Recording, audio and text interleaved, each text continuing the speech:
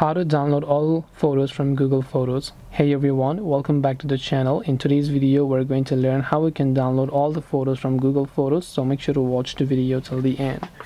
Now if you want to actually download all the photos from Google Photos, there are many ways. One is that you can actually choose the photos one by one over here just like this, and then you can just scroll down and select the download option or something like that, but that is just too much of a long process. So another way to do it is tap your Google profile photo from the top right, go to manage your Google account, then go to this option called data and privacy. Under data and privacy, simply scroll down here. Then you can see data and apps from services you use. Over here you can simply select all this option and you can simply search for Google Photos, or you can select download your data. Now once you select download your data over here, it will select all of the data by default like this, but to uncheck them all, select deselect all.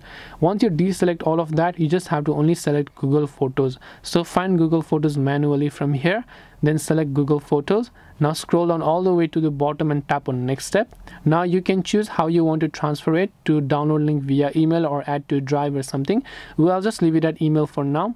Export once. File type you can set this to zip or whichever, and file size you can set this to maximum, because if it is longer than 10 GB it will get split into multiple parts, into 2-3 parts just like that. Then you can tap on create export. Google Photos will take a export of all of your Google Photos here, and then from there you will be able to download all the photos and you can delete them from your Google Photos. Now this will take a couple of days to arrive, does not mean it will happen instantly, because Google will collect the data and send it to you manually.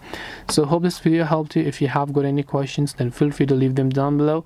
Thank you for watching till the very end of this tutorial, and see you soon in the next video.